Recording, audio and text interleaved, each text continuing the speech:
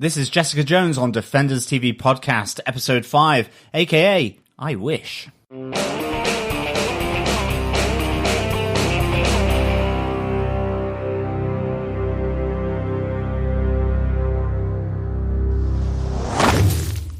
Welcome back, fellow Defenders, to this episode of Defenders TV Podcast, Episode 227, where we are discussing everything about Jessica Jones, Episode 5, aka I Wish.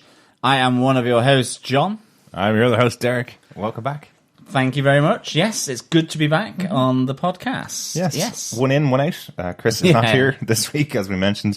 Chris and John are going to be alternating a little bit over the next few episodes. You will have me in the background steering it all and helping the guys through the episodes they've missed and the bits we've already talked about, so we don't talk about them again. I'll be your guiding light, I suppose, for this season of Jessica Jones. Yes, it will be the revolving door of Defenders TV Podcast here. But there's still only three of us, so it's still the same three at least. We're not like, bringing in other people that don't know anything about what we do. No, absolutely. We are, waxing lyrical about Jessica Jones Season 3, or well, certainly I am. I must say I am really enjoying this season so far, including Episode 4, where I think that laid some pretty darn good ground rules here for what we get in Episode 5 with Gregory Salinger, with Kith and Peter, the husband and wife pairing, along with the Dark Lord Jerry Hogarth, for sure. Yep. So I think, yes, this is really good episode for me, Episode 5. Yeah, don't forget superpowered Mindwave, or Eric, as we've been calling him for the last few episodes. Mindwave, another Marvel character that was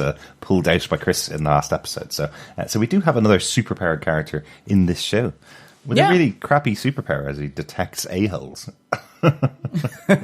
Yes, but I think we can all get behind Eric and his sort of fairly familiar use of Jessica's apartment, whether it is the desk, the couch, or dare I say it, the kitchen counter. It's not only burgers he's making in Jessica's apartment.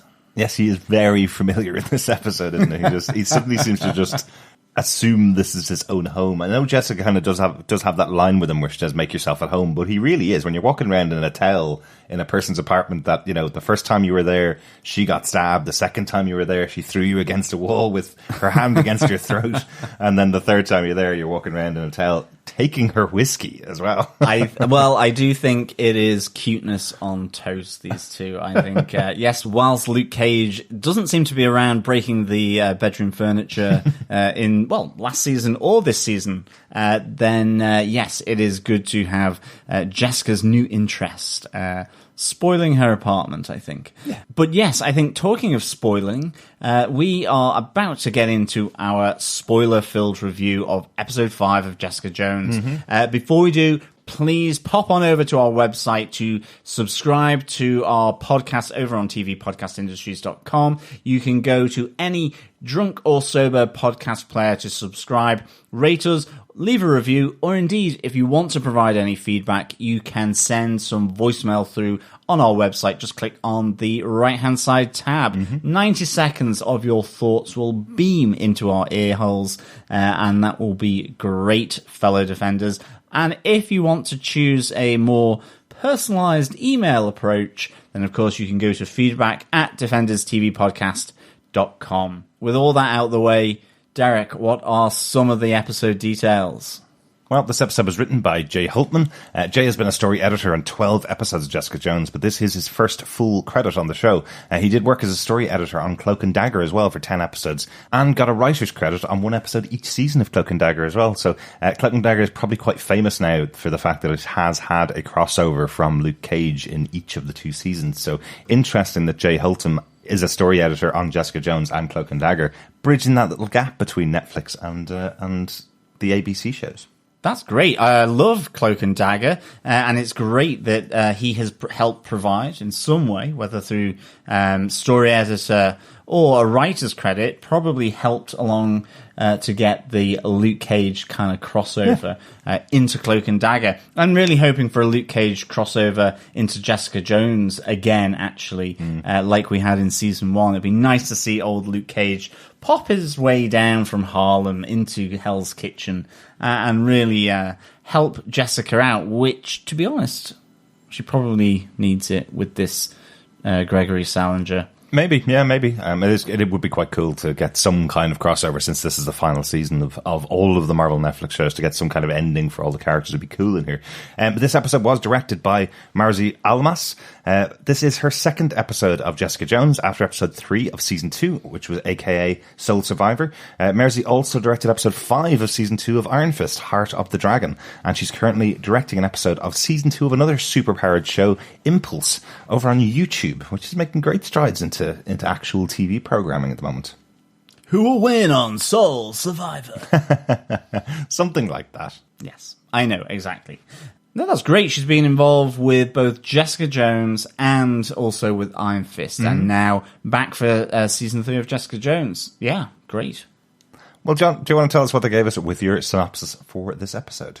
Sure. Trish Walker and Jessica Jones come to an uneasy agreement to work together to stake out George Salinger's apartment, as Jessica needs an anonymous person to help track him.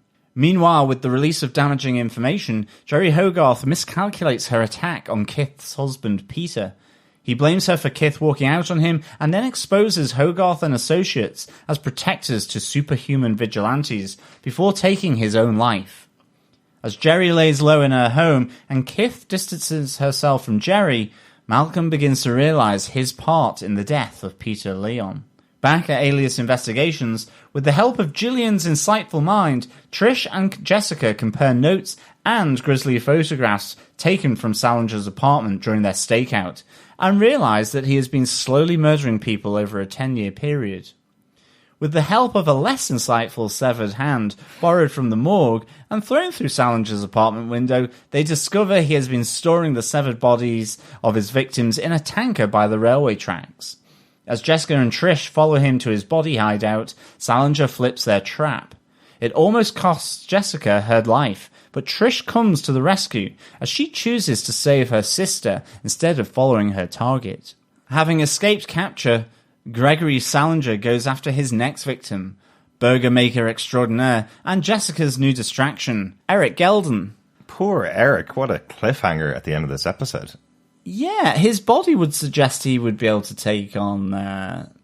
because we've seen quite a lot of it paraded around Jessica's apartment, but you would kind of expect he could sort of deal with Gregory. Well, not really. Salinger gets the drop on Eric here. He gets him from behind and sticks his arm around him. It looks like he's done this many, many times. This is probably the way he takes out all of his victims, is to strangle them and take them to the floor, basically.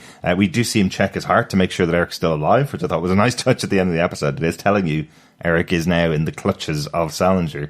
And we know from some of the scenes we'll talk about in this episode, we know that Salinger does all of his work in the victim's apartment. So, unfortunately, Jessica doesn't know where Eric lives because Eric has always spent time going over to her apartment. So, will she know to check for him, you know? Well, that's true. And I think before we get into our top 5 case notes, it is also important to note that despite the name Salinger, it is not J.D. Salinger. It's far better than that.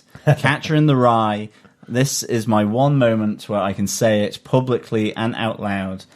I dislike. I think it insists upon itself. There you go. Isn't there something about Catcher in the Rye and serial killers, though? Isn't that something about that book was always carried around by some of the serial killers? Presumably. And is that possibly where Salinger gets his name in the comic books, that they called him after J.D. Salinger? Now, it's 2 L's, not 1 L, which is J.D. Salinger. That's 2 true. L's, so I wonder if they got this idea from that. But he's not a big serial killer in the comic books. He is a pretty standard villain in the comics. Yeah, and I do think that actually once you've read Catcher in the Rye by J.D. Salinger, you probably do want to go out and kill someone for having sort of part of your life taken away from you. Probably J.D. Salinger there, Yeah. right? It's like, it's one of those books, a bit like, I don't know, Swallows and Amazons, where it's like supposedly literary greatness, and it's like, okay, that's not for me. Like everything by Charles Bukowski, basically. That's what you're saying. Yeah, kind of. Right. Okay, let's get on to our case notes after that little rant about J.D. Salinger. We have 8 more episodes of this show where Salinger will appear, so it's good to get that out of the way early on. Absolutely. Yeah. Let's get on to case note number 1. Another stakeout. Not the Richard Dreyfuss, Emilio Estevez movie. This is Trish and Jessica kind of mending their ways a little bit. It's more like Jessica puts the issues that she has with Trish aside because she needs her secret weapon. She needs to have somebody aligned to her that nobody knows about. It's uneasy, isn't it? I think that's what I really like about this stakeout is that the differences, have they really been put aside? Because there's a lot of falling out during this stakeout, and it does feel like, still the clash of the Titans happening here. And I like that. I like the fact that it's not a racing to one another's arms and sort of making up and it all sort of panning out. And I think even as you move through the whole of this story, even when they do make up, I think it's really neatly done. I think the writing is excellent. So I love how this is captured around this stakeout where they kind of know that they have to work together because, yes, Jessica needs this anonymity.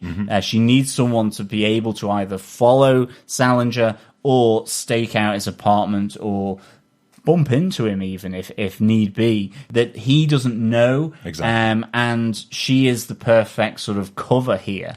So I thought that was really nicely done. And I like that, their issues play out during this stakeout as well. Whether it's privately, about this idea that, well, you killed my mum. I mean, I do have to think that Trish really is on another planet to think that, that moral high ground for going beyond the courthouse or the law to just get that retribution on her mum. I mean, it smacks of, stockades and taking someone out and lynching them. It really does. Okay. Interesting.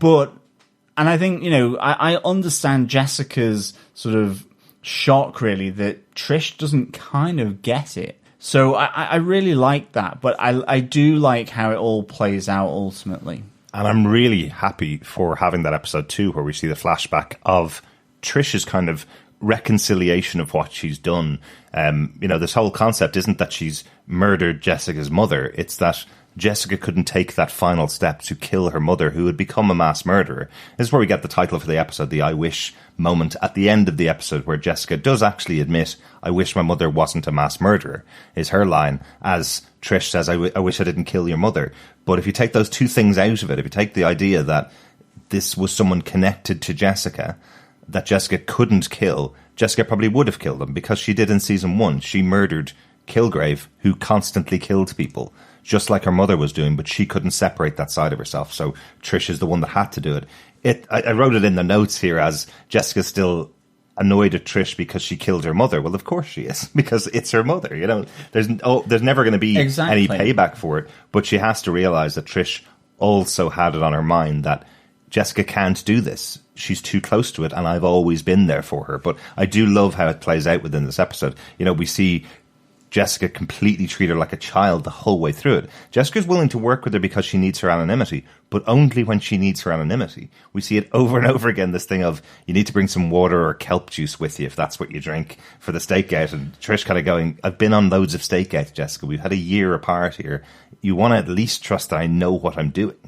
Well, that's it. I think, how the uneasiness, how that sort of tension between the two also spills out into, I suppose, this kind of, this more professional or working relationship that they've got here on the stakeout is really nicely done as well. It kind of, it blows over from the previous few episodes where they've bumped into one another during, when they were staking out Brandt, for example. Yeah. I also think, with regards to the Trish killing her mum, I think I'm in the Malcolm camp here, where it's kind of like, you did what? Okay, now that explains why that you two aren't seeing one another or haven't been friends. So I think I love how this intermingles through this stakeout, both in a work way and just in that private way as well. Absolutely. But I think the point that Trish is trying to get across to Jessica is she's not denying that she killed Jessica's mother.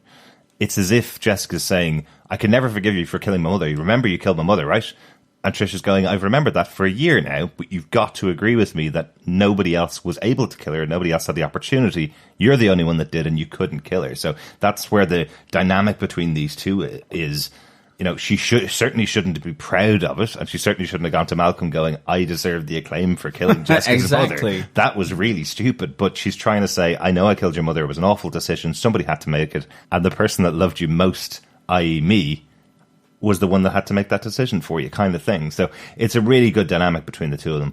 But as I say, I love that Jessica is saying, let's work together, but you stay back. You know, she does make that big mistake. You know, we hear later on her telling Trish, don't let Salinger out of your sight. When actually, when Jessica's on the moment where she's supposed to be following Salinger and Trish says she's going to break into the apartment, Jessica effectively lets Salinger go because she doesn't trust that Trish is going to break into the apartment, goes up and checks to make sure that Trish gets in, and then goes back to follow Salinger. It just turns out he's gone to buy a newspaper, so he's paused for a second in his walk, effectively. But if he hadn't done that, he would have been lost by Jessica. Yeah, exactly. You know? So she messes up because she doesn't trust Trish. Yeah, say that quickly 5 times. That's the third edit of Trust Trish. I actually really enjoyed Trish going into the apartment as well. You know, they see him pulling one of his sideboards away from the wall, and putting a new picture into this binder, and then pushing the sideboard back. And I love that when Trish goes in there, her taking these photos not only of where she gets the binder from, but the tools in his closet, and the wardrobe, all these different things she's taking pictures of. And it really reminds me of Jessica, and I really like that thoroughness of how she's taking all these pictures of the entire apartment, as well as then seeing these victims in black and white, all seemingly sort of in the final moments of death, or that moment just before the cleaver falls kind of thing. Absolutely. And again, it does show the professionalism of Trish. It shows that she's done this multiple times. You know, we haven't seen her for the full year. We just saw the montages that showed her getting up to this point again. But she obviously has gone on stakeout. She obviously knows what she's doing. And I love how it's just pictured in this scene as well. Speaking of the victims of Salinger, let's go on to case note number 2. Salinger's cleanup is what I'm calling this one. Because it took me a moment to see what was actually happening. I saw this episode a couple of times before recording the podcast, and the first time, for some reason, I thought he was in his own apartment. But that's not smart. That's not Salinger smart. Of course he's going to take his victim, kill them in their own apartment, and take care of everything that he needs to take care of in their place. So I love this concept of it right at the start, where we see him staring in the mirror, talking to himself with the red light. It's very cool looking scenes, real comic book kind of frame scene when you've got the 3 mirrors looking at him. Yeah. And I'm wondering, is he mimicking the final throes of his victim, where he's saying, you're right, I lied, I never tried, please, and he's kind of crying? Because he looks like he has the photograph of the victim in his hand, and he's kind of mimicking the facial expressions that he's just seen as he's murdered his last victim. Yeah, I mean, for me, just like you, this whole number of different scenes really threw me off course. I think, like you, I wasn't really clear that there was a fresh body here. Even though I think, you know, in one of the previous episodes we see him having just killed someone. Yeah, and presumably it's you know, it's the same guy. And as you say, it's kind of pulled out of context, because the apartment just looks, I suppose, that identikit apartment for America, and it's kind of like, it looks like his apartment that Trish and Jessica are staking out. You know, it's with the wood floors, that kind of style, you know, in one of the old brick buildings in New York. It feels, you know, familiar. It feels the same, but you've got different lighting, different angles. You know, it's like him with the closet putting the victim's own Hoover back. That could be in his apartment. Because he's using the vacuum plastic bags in order to put the dismembered body parts into those, so that he can dispose of them. So I really like how they kind of, I felt, for me at least, pull you out of the context of where he's doing this. Yeah. And actually what he's doing, because you're right, that speech that he's giving to himself in the mirror with the red light, I felt was at his home where he develops his photographs.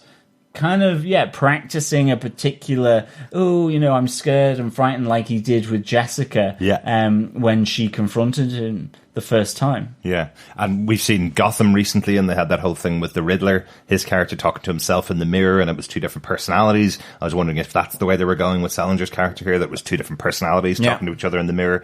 But there is also that moment where he sends the text message from the mobile phone going, "I have to quit due to health problems," from an out-of-town friend, signed Simon, and we know Salinger's name isn't Simon. I thought this was kind of a cover story until Jessica said that he doesn't actually do any work, really. He's a volunteer gym instructor or a volunteer wrestling instructor at the local gym, and he lives the rest of his life off his brother's money. His brother's died in an accident about 10 years beforehand, and he's living his life off that. When Jessica said that, I was like, oh, why is he quitting his job, and why is he using a different name? Well, he's actually sending a message to, I guess, Simon's employers, the person that he's just killed, telling them not to look for Simon because he has to leave town. It's a good little cover-up. It's a good little cover-up for the fact that he's just murdered Simon. No, absolutely. Like, he's a very smart, competent killer here. Yeah. Like, if you could get a Bachelor of Science for murder, then he would get one. You see he's got all these different qualifications. Exactly. Presumably pathology may be one of them. Maybe, yeah. Definitely that is the reason why I knew it wasn't his apartment, because it was very clear when we got to Trish taking photographs of the apartment and many different diplomas he had all over the wall and many different qualifications he had all over the wall in his apartment. Yet in this place, there was none at all. So completely different place. But it just takes a second, and it's interesting in these kind of shows. In most shows, when you have a brand new set and something's happening in the set, you'll be very clear to underline, we're going to use this whole area so people know it's a different place. So I'm wondering if they're trying to hide the fact that this is a different apartment. Are they trying to hide his modus operandi? Are they trying to hide the way that he kills his victims for a reveal in a future episode that we've just worked out now?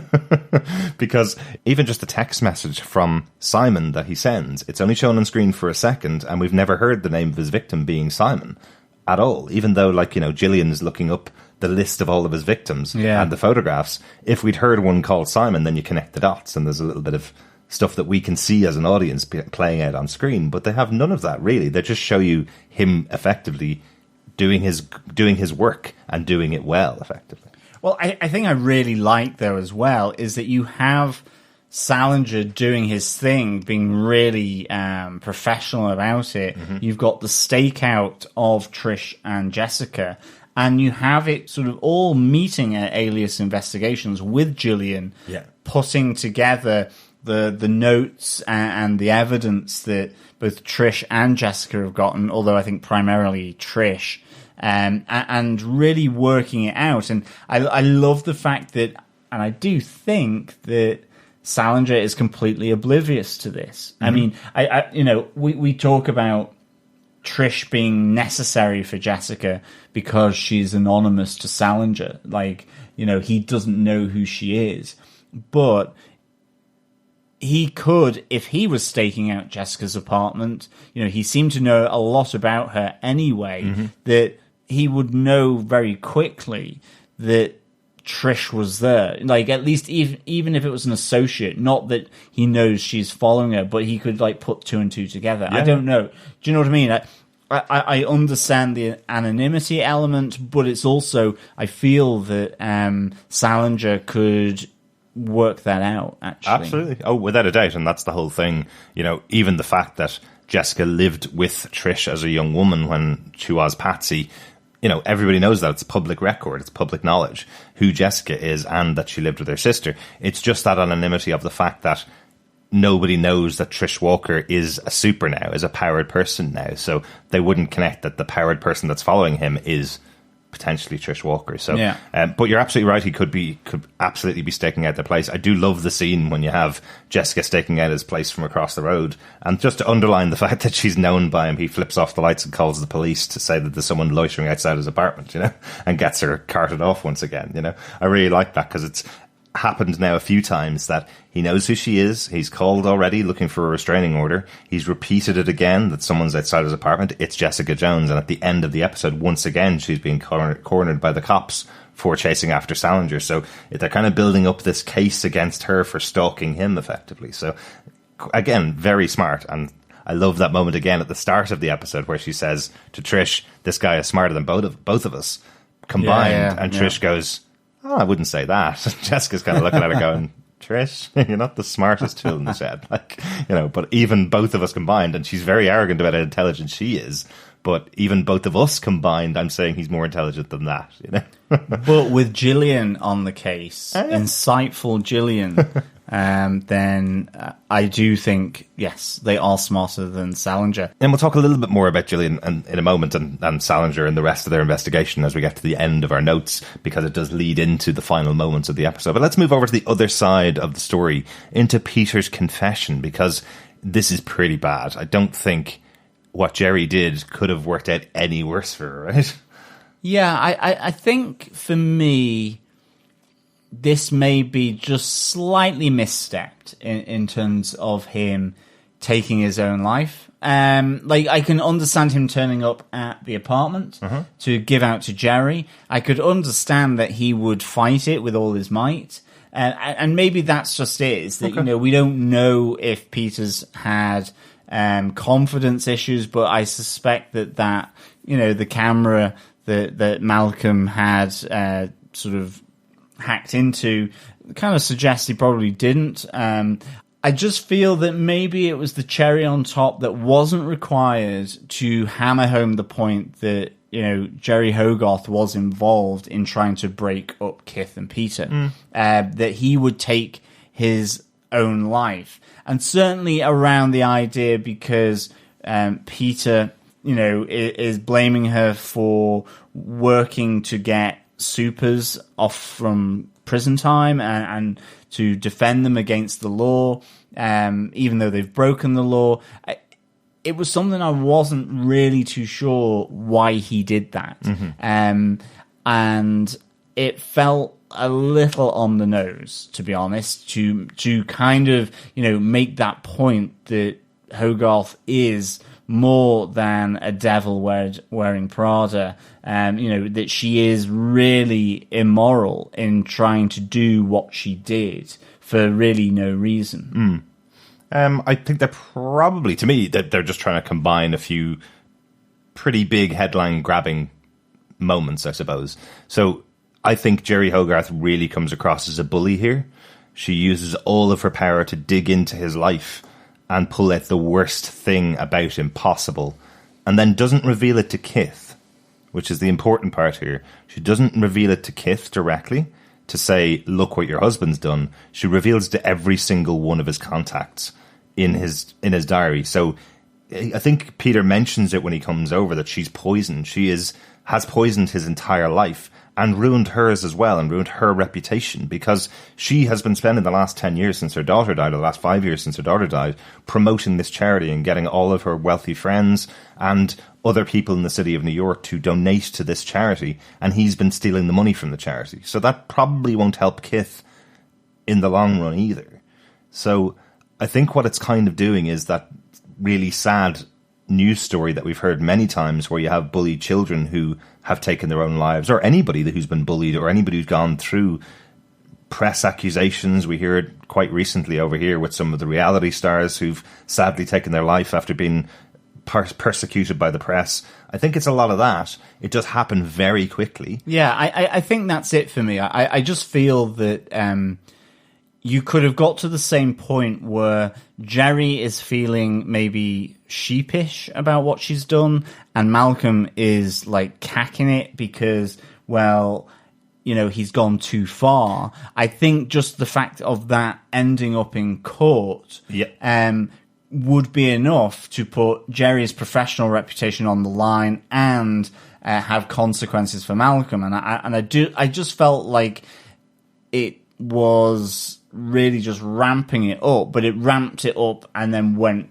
beyond where it needed to go, to be honest, with this couple. Okay. Yeah, I mean, maybe it's because Kith, leaves Jerry. We see that she has that phone call with her where she says, "Don't come near me," and because that's the absoluteness that happens. Kith has nowhere to go either. Yeah. As he said, Jerry is complete poison, and she has poisoned Kith's life as well as his own, because now he's killed himself. And Kith is in mourning for her husband, but also, is like going, well, what if his accusations are true? Yeah. And she's got nowhere to go. She can't be seen with Jerry after that YouTube video that he's done. So I don't know. It just felt not YouTube, Chow Web, isn't it? Or Chow Web, yeah, Chow.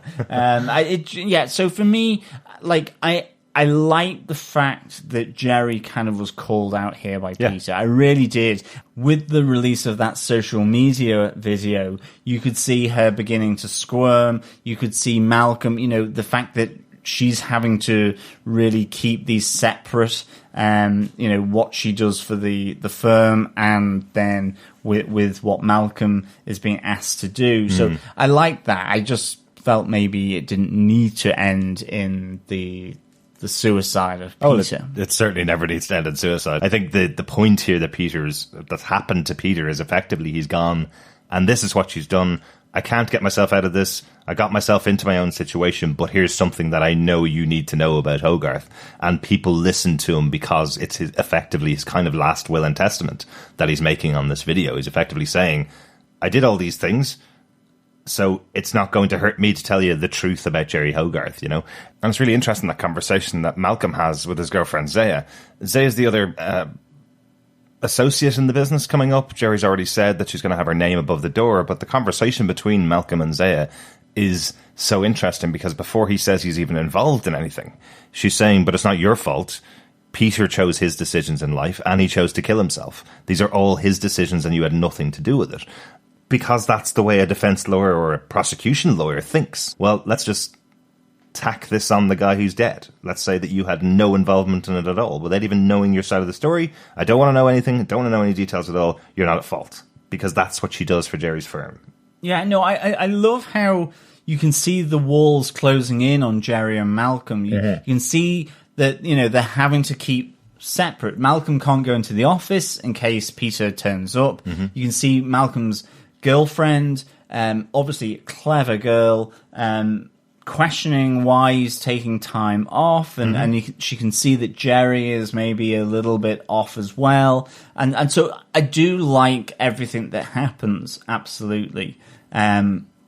But I think it would have been potentially a little bit nicer seeing Peter stick around, actually, to really make Jerry squirm even further. Yeah, but I feel like she would have been able to take him to court and win, which is the problem with Jerry. She is a lawyer that gets herself out of any bind, but it feels like by doing this, he's given her no option to take him to court for defamation of character, because she even says that to Maya. She's like, oh, this is just defamation, this idea that I have Jessica Jones on call or super-powered people on call at any time to sort me out. I will just get him on defamation. And Maya's like, no, you need to watch the rest of this video. This guy's dead now, basically. You have no comeback. And she says the business is already hemorrhaging customers after this has happened. So whatever he's done in his last breath has actually damaged her business beyond repair at the moment. At least that's the way it started here. Yeah, I mean, as I say, I think it went too far, to be honest. I really do. And I think it didn't need to be that sort of in your face. I thought it was very on the nose. And I think that same thing could have happened just from the YouTube. And yes, she may have gone after him. But again, similarly, she can still do that with him dead. Yes, there's an emotional response there, but not for her clients. Like, that's the thing. I'm kind of there going, it would be better that the truth came out and Peter was there to witness it. But for me, I just didn't think they needed to take it to that level. But I loved what happened, and I loved the consequences of his accusations. I just wish it hadn't ended off with him sort of then bleeding out in a bathtub, because I don't think it needed to do that, to be honest. Well, fellow defenders, we're obviously not going to agree on this point, so let's move on to case note number 4. Introduction of another really good character for this show. We've not met her before. Eric's sister, Berry, or Brianna. This is a fun new character. I really definitely like the interactions between Eric and his sister. And I really like that he calls out that she's right. She does constantly go at Eric the whole time they're together. And Eric kind of goes, you know, she doesn't do anything bad to anybody other than herself and me. And really, that's quite deserved, basically. So I like the kind of interplay between the two of them. But this is the scene that I wasn't particularly happy with in the episode. When following Salinger, Jessica kind of stumbles upon Eric and Salinger approaches him immediately after he gets out of his car. And the way that we're seeing it as the audience, it looks like Eric and Salinger are having quite a friendly conversation. Yeah. And it looks like he just goes and picks up a prostitute from the side of the street and goes into the hotel next door. And it seemed to completely change Eric's character for me when I watched it the first time. Obviously, knowing the second time and knowing later on what is supposed to have happened, it doesn't change his character. He's still the same character as he was in previous episodes. But I'm just not too sure whether it was just the positioning of the camera or the way it was filmed twice and he didn't have the same conversation in both versions of the filming. But it didn't seem like he was having the massively aggressive conversation that Eric explains to Jessica he's having with Salinger. And I didn't really understand it either, because is Eric saying that Salinger's been following him for a few days? Have they had a number of interactions before? Has he threatened to kill his sister before, and that's why he's going down there now to get her? It seemed from the conversation he had with Jessica that there was another interaction between these two before this scene that we didn't see. Do you know what I mean? Maybe. I think Salinger and Eric could have had conversations before, but I think the thing is, Salinger did not pay the money in the same way that the others that Eric had sort of had his little headache with. They didn't operate it in the same way. He left it in Jessica's apartment covered in blood. It wasn't even directed at Eric. And I think here, it seems to me that Salinger is saying to Eric, just by being there opposite his sister, who's prostituting herself out, is, I know that this is your sister, and who knows what will happen. Now, maybe Salinger has threatened Eric as well, and he has said to meet here. For me, I think that moment, and thankfully it passes, it throws a little shade onto Eric, as you say. Yeah. It's, oh my goodness, actually, are these two in cahoots? And then you get to find out that you have this fantastic, uncompromising sister of Eric's who really doesn't give him much time. She's pretty sharp with him, but in such a funny way. And I love how that moves on to Malcolm as well, where she's all kind of, you know, as we all do, a little weak at the knees, given that she's spending a bit of time with Malcolm. I love that she doesn't give him an inch at all, does Berry, to her brother Eric. And he does seem, what does he say? She's just made some poor life choices. So Malcolm says about her. Yeah, and, you know, there does seem to be a genuine sense of caring from Eric to his sister, but there's no reciprocal caring back, at least not outwardly. You know, she wants to take drugs. She's been... You know, she's got her pimp. She's got the wrong priorities happening as far as Eric is concerned. But I like the fact that we do learn that effectively Eric is being threatened here by Salinger, and that's why he takes his sister out there and then looks to get Malcolm to look after her. Yeah. All for naught, given that she puts herself back into harm's way, or so we think she's doing, because despite the generosity of Malcolm to sort of take her in, you know, from the plea of Jessica, she upends his apartment. She's looking for drugs in her palm earring. She doesn't take them, but she's also phoned her pimp, who comes to collect her, punches Malcolm. So it really all is a bit disastrous, really, for Brianna. And I do like her, though, and I like her relationship with Eric. It does just feel just so at odds with one another that it's really, really good. Yeah, no, really like these two together. I also love Jessica's interactions with her, which are basically just picking her up and throwing her on the bed over and over again, just to show how powered she is, effectively. I thought that was really good. A couple of interesting things that were going on in this part of the episode as well. Jessica pays Malcolm with Salinger's blood-soaked money, which I think is quite interesting. He's kind of going, whose blood is this? She's like, it doesn't matter. That's the money, and it's a dangerous job, so just take it and clean it yourself, kind of thing. So she found a use for the blood-soaked money, but Malcolm's going to take it off her. We also have that moment where Eric detects the darkness in Malcolm, effectively. I'm guessing that the darkness effect is what he's just done, because he's only just learnt about it. So about 30%, wasn't it? It's like a 3 on... Like, Jessica's there kind of going, I'll go with my gut rather than your headache. Yeah. That's a really good little moment, actually. But I'm presuming it's nothing different to what we actually know as the audience. I don't think there's anything else that Malcolm's hiding, because he's hiding this from Jessica already, that he's done these terrible things on behalf of Hogarth, you know. I don't think it's anything worse than that, especially with the 3 out of 10 thing. You know, he's not a mass murderer. He's not somebody that's stealing and embezzling money from a major corporation. He's probably just feeling really bad for doing this thing to Peter, effectively.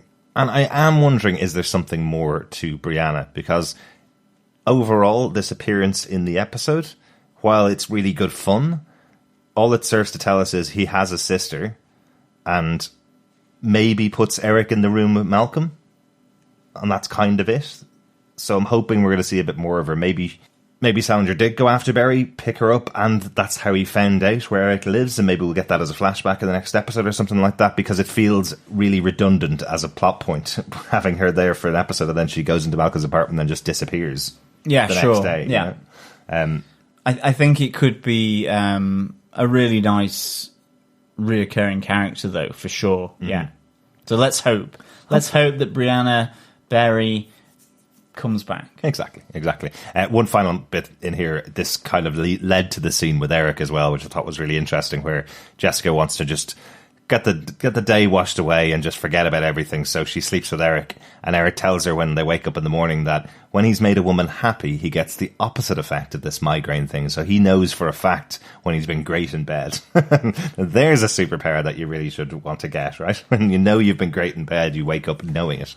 And Jessica actually smiles again when she's talking to him. She's got a massive grin on her face. Really cheeky kind of grin as well, because you don't get that very often with Jessica, where you know that she's being really playful with him, where he's saying, you know, I spent the whole night proving my masculinity to you, and she goes, oh really, did you? And you can tell she's just having a bit of a laugh with him, because she had a great night with him. Yeah, you know? Absolutely.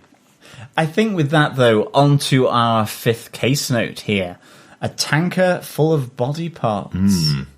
Yes.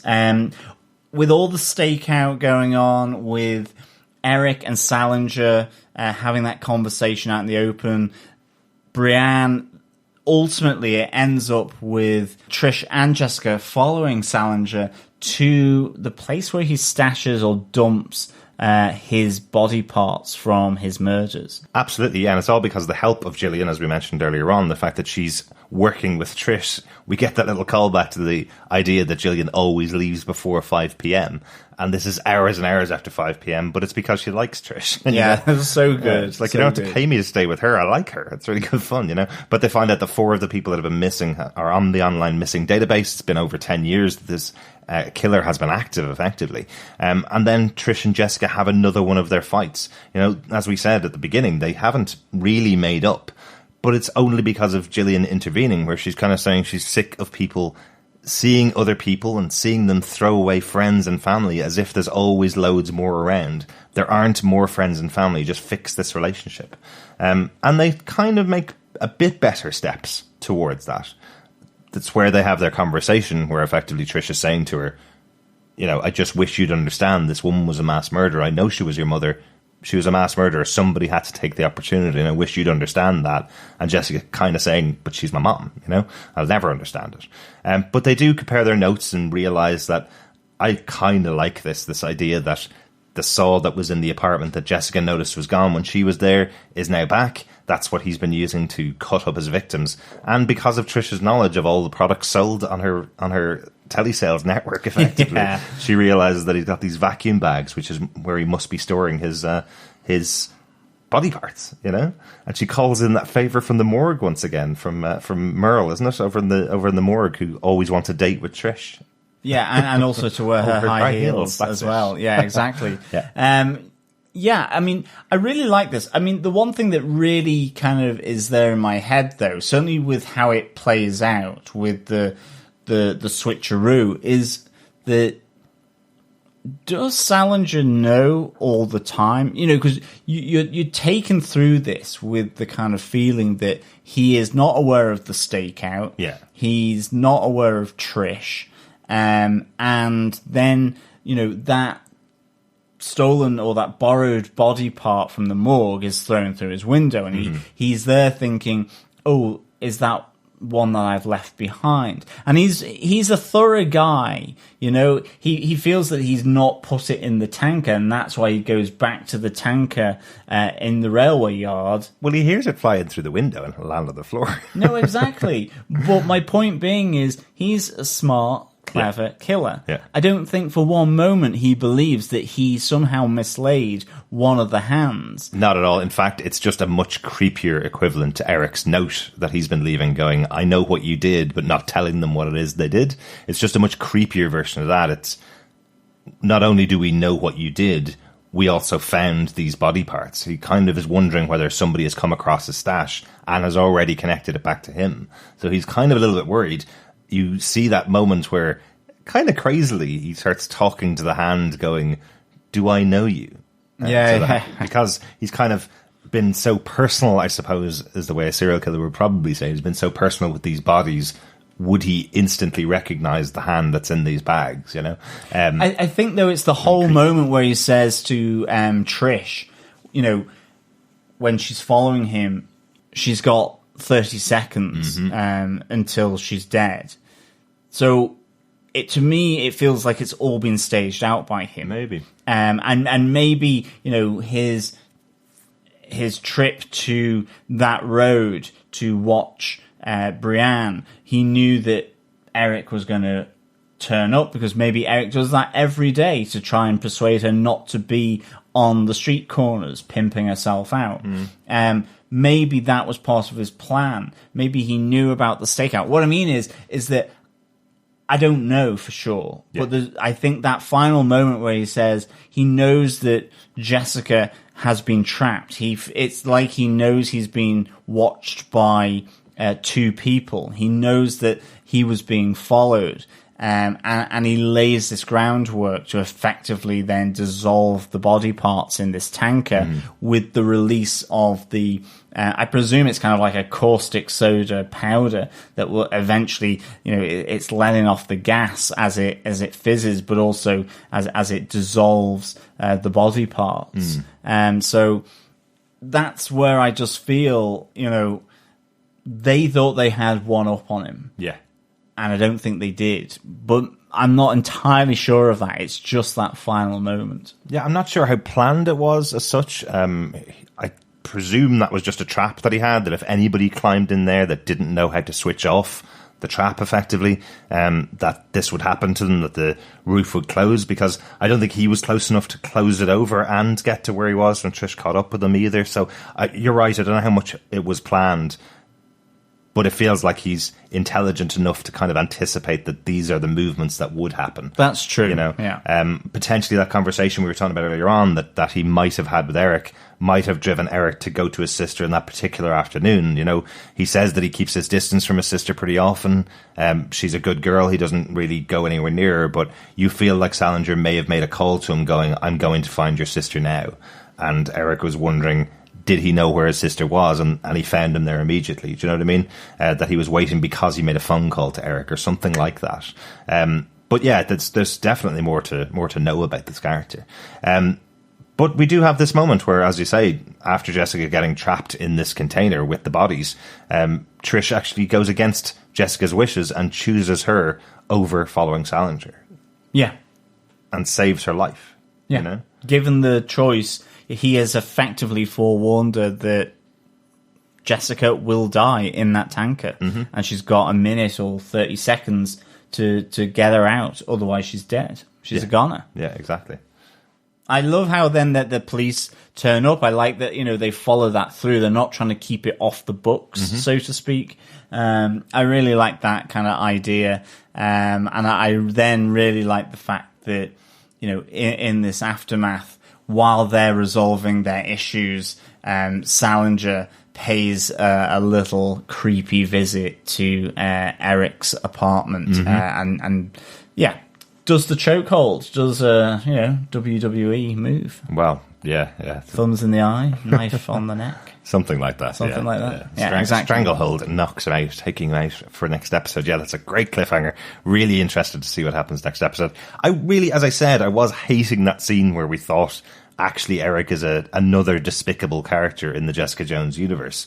Like, he doesn't do anything too bad. He effectively rips off money from people who have really bad secrets. That's his whole deal. And I was really hoping that they weren't going to do a flip, and it turned out that he works with Salinger, because I like this character a lot. He's a really fun character to have around, and I didn't want the darkness to creep into him as well. So hopefully he'll live, actually, after his moments with Salinger, to be honest. I presume he'll be alive next episode, and that's where the chase down will happen, effectively. But hopefully we'll see Eric again, because he's been an interesting character. Yeah, I really hope he survives. I must say, I really do. I think odds are kind of not in his favour, given the ruthlessness that Salinger has.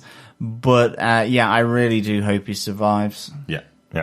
That's it for the top 5 points. Let's get on to a couple of little notes for the episode. Yeah, one of my notes is that Trish here kind of reveals some details about her powers in this episode. It's that she didn't get super strength, but she's become more agile, and that she can, see in the dark, just like a cat. So that kind of really helps with the whole parkour thing as well, that, she's gradually building up her strength, but she's got this agility that she can utilize now. And the fact that, when she when she drops out of the window, that she can take that impact, almost a bit like a cat landing on all fours. Yeah. So I like that. Yeah. And I definitely really like this concept that she doesn't have the super strength, because that's the thing she's always been a bit jealous of Jessica for having, is the super strength particularly, and she didn't get that. So I kind of like that little touch in there. And she even refers to it with Jessica saying, can we not just pick Salinger up and hang him off a building until he confesses to us? But that's something that Jessica can do. It's not something that Trish is able to do anyway. That's true. So regardless of whether she would do something like that, she can't. It has to be Jessica that does that. The only other thing that I just wanted to mention in here, it's nothing particularly additional comic related, but just to mention again, Greg Salinger is a character from the comic books. He's a character called Fool Killer in the comic books. And I like just a little touch of the translation of the character to the TV show from the comic books. In the comics, the original character that was Fool Killer had a ray gun that he effectively pointed at people, and it disintegrated them immediately. It may not be an exact translation. Obviously, having a ray gun in the Jessica Jones show probably wouldn't work.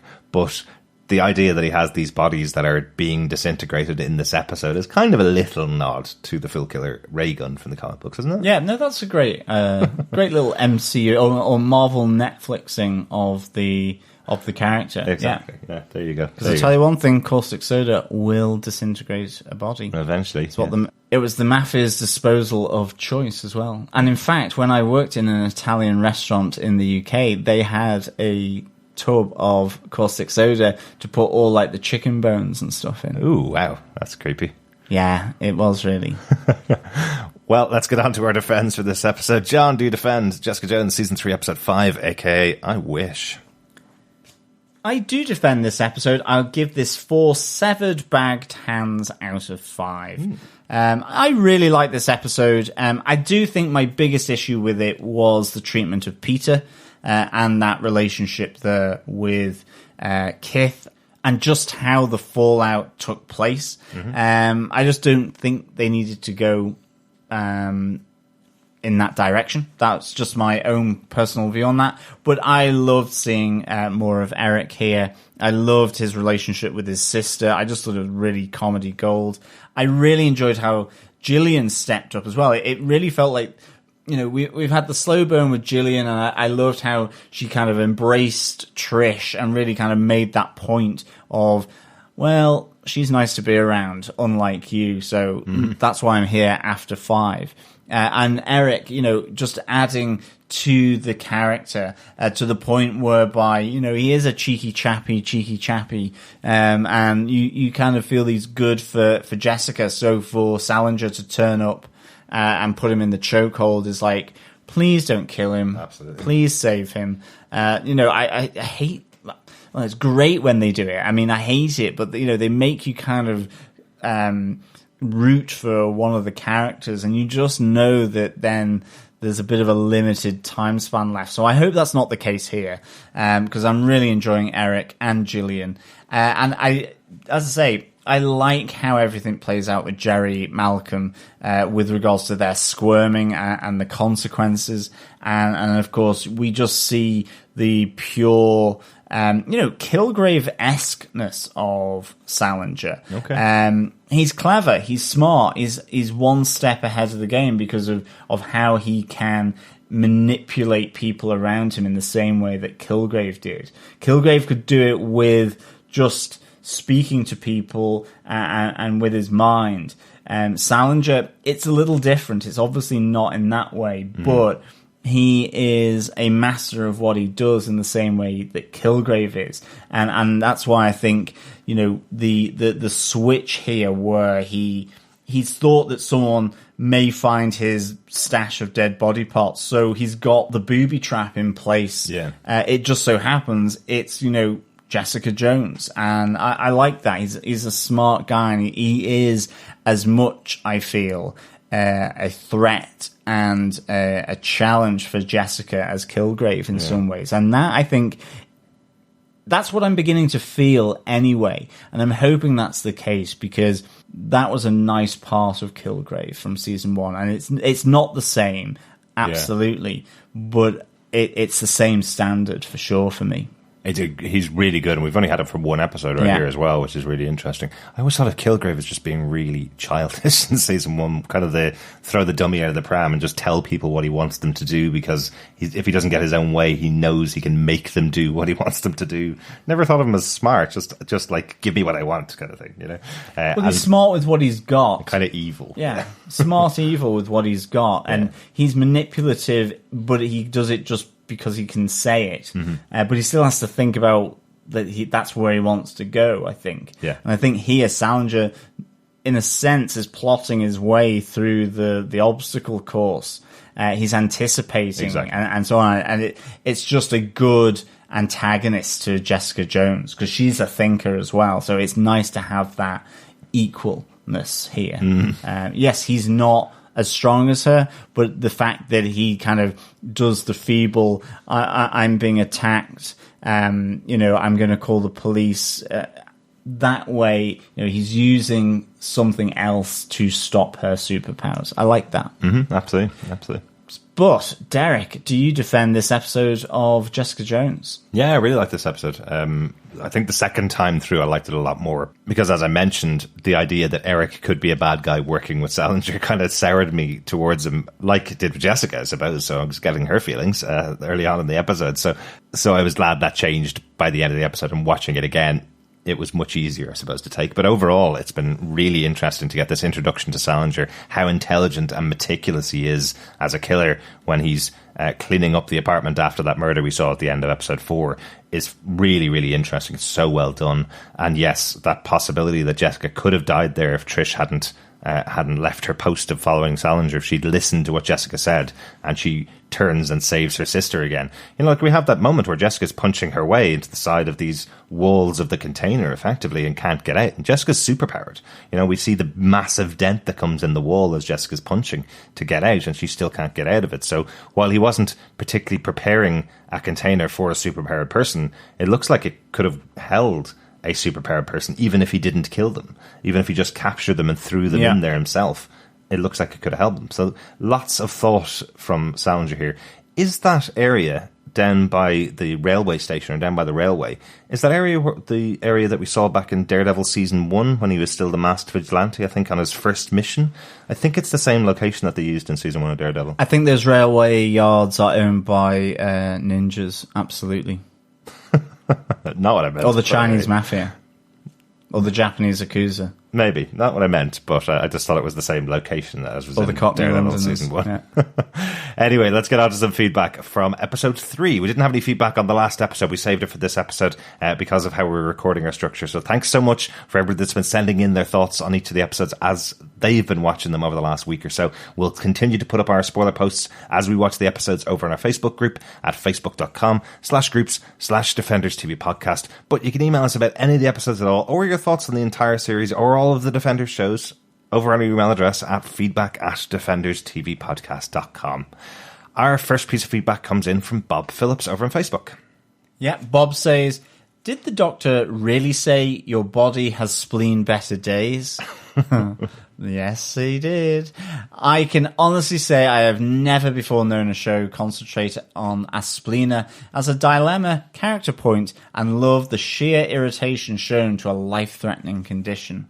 Brilliant. Maybe we should refashion the phrase about Chekhov's gun. If you show a character with a spleen in Series 1, you'd better make sure it's done something in Series 3, or there was no point in it being there. Given the nature of art in Luke Cage, do we have a subtle backstories of the Hogarth office painting or the sculpture in the Naughty Gallery? Weird one here about the sculpture. Yeah, the Victor Catalda is the artist that they mention on the show. He's an artist that doesn't exist, and the sculpture was purpose-built for the show as well. So no particular backstory that I can find just yet on these episodes. There may be something that comes out from the production designers as the episodes go on as to what this statue was. The statue's called Curious Man in Winter. It's the one that was up for sale in the Naughty Gallery, as you say, Bob.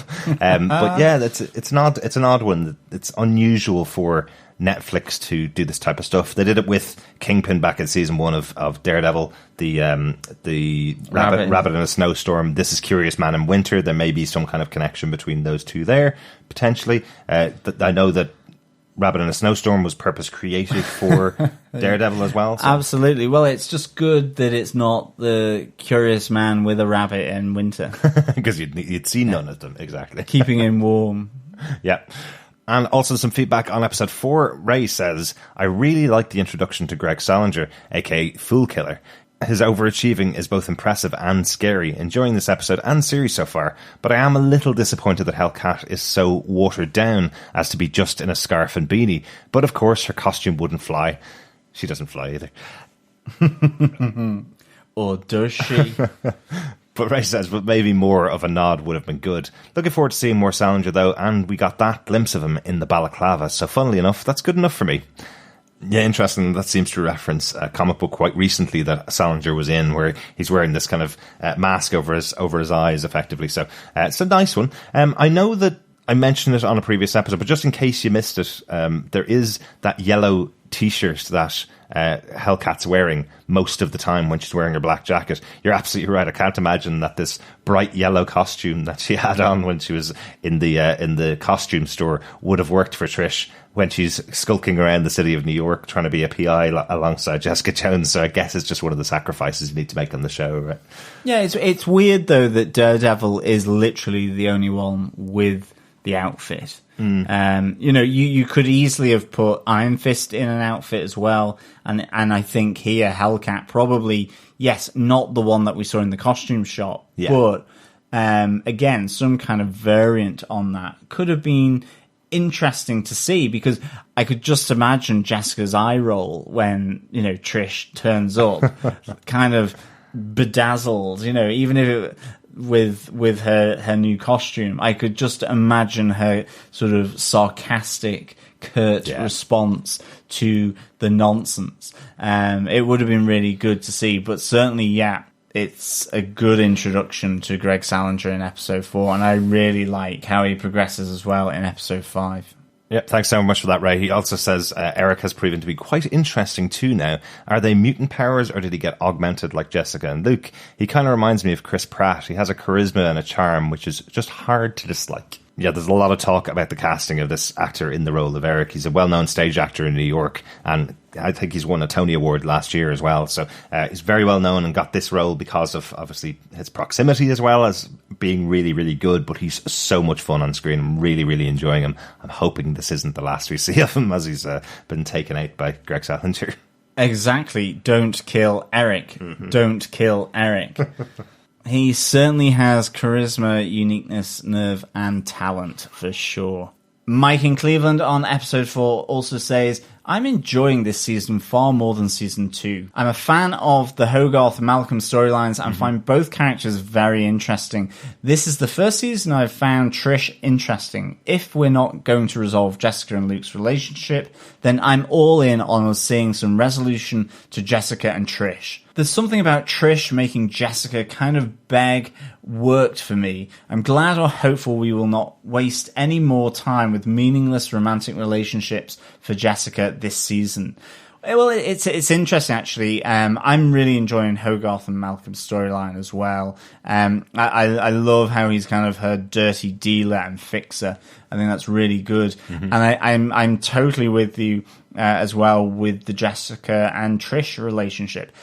I'm kind of pleased in this sense that in Eric, Jessica has at least found some relationship that she is happy about, because I think that Eric is he's just a really good character, and he's really well drawn by the actor as well as the writing. So I'm finding him fit with Jessica really, really nicely in the sense that I don't think he's meaningless. Now, he might end up being, yes, but he might end up dead. But I think, it's a nice relationship that they have here, and I think it works within the storyline. Yeah. But certainly, season 3 so far, I think absolutely shines above season 2, and I actually quite like that there is the fallout of season 2 sort of made its way into season 3 here. I think it actually maybe makes season 2 much more meaningful.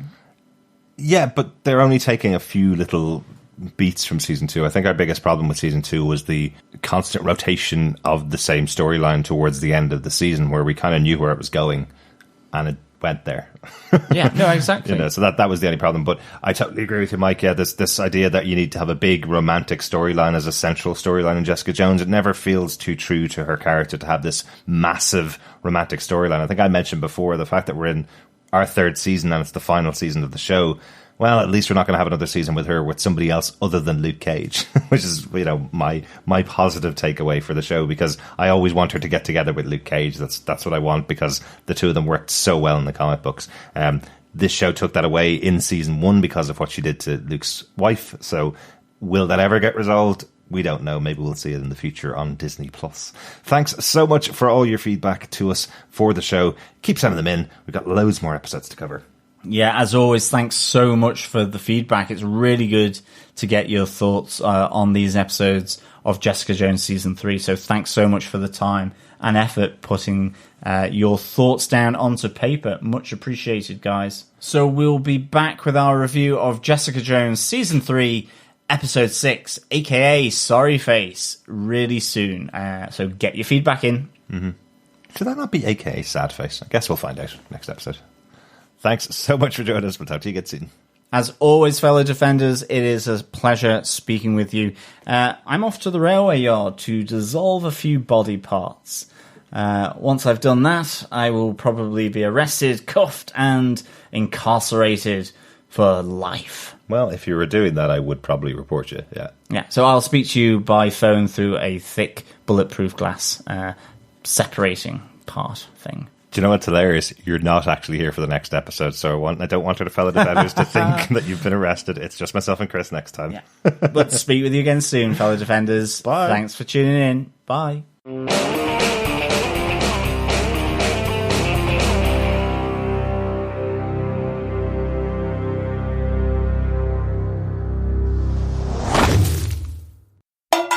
Having escaped capture, Gregory Salinger goes after his next victim, burger maker extraordinaire, and Jessica's new distraction, Eric Geldon. Eric Geldon. Eric Geldon. I can't say it. But if he hadn't done that, he would have been lost by Jessica. Yeah, exactly. Yeah, so she messes up because she doesn't trust Trish. You're right, I do hate the name Trish. So Jessica messes up because she doesn't trust Trish. Yeah, say that quickly 5 times. That's the third edit of Trust Trish. Definitely, that is the reason why I knew it wasn't his apartment, because it was very clear when we got to Trish taking photographs of the apartment how many different Diplomats. diplomas. I don't know. I feel that maybe it was the cherry on top that wasn't required to make the point that Jerry Halliwell. Spice Girls.